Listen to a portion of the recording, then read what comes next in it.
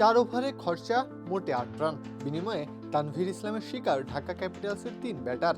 স্পিনের মায়াজালে বুঁদ হয়ে থাকলো সবাই, তবে তানভীরের লড়াই যে অন্য জায়গায়, সেখানে প্রতিপক্ষ যে সময় আর নিয়তি। তানভীরের স্পিন ঢাকার ব্যাটারদের জন্য দুঃস্বপ্ন হয়ে এলো যেন। নিজের ঝুলিতে উসমান খানকে করে শুরুটা করলেন তিনি।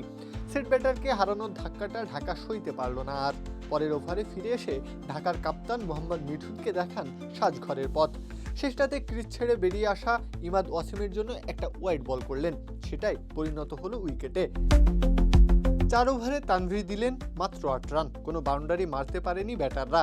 17টাই করেছেন ডট বল। কৃপণ বোলিংয়ের সাথে উইকেট বাগিয়ে নেওয়ার দীক্ষাটাও নিয়েছেন তানভীর। ব্যাটারদের জন্য 22 গজকে বানিয়েছেন কাটার মঞ্চ, যেখানে দাঁড়িয়ে থাকা দুঃসাধ্য। আমরাই নাম্বার ওয়ান। নাম্বার ওয়ান হচ্ছে মেরিল পেট্রোলিয়াম জেলি। বল হাতে তানভীর বরাবরই ব্যাটারদের জন্য ভীতিকর এক নাম। জাতীয় দল কিংবা ঘরোয়া সবখানে নিজের সামর্থ্যের জানান দিয়েছেন তিনি, তবে তাতেও যে পরীক্ষা শেষ হয়ে যায়নি। সামনে টি-20 বিশ্বকাপ, সেই দলে জায়গা পাওয়ার জন্য যে তাকে লড়াই করতে হবে সময়ের সাথে পাল্লা দিয়ে। টি-20 দলে বাহাতি স্পিনারদের মধ্যে প্রথম পছন্দ নাসুম আহমেদ। তাকে টপকাতে হলে যে বিশেষ কিছু করতে হবে তানভীরকে, সেটাই করে যাচ্ছেন তিনি, যার এক ঝলক ঢাকাকে ধসিয়ে দেওয়া এই 4 ওভারের বোলিং কোটা।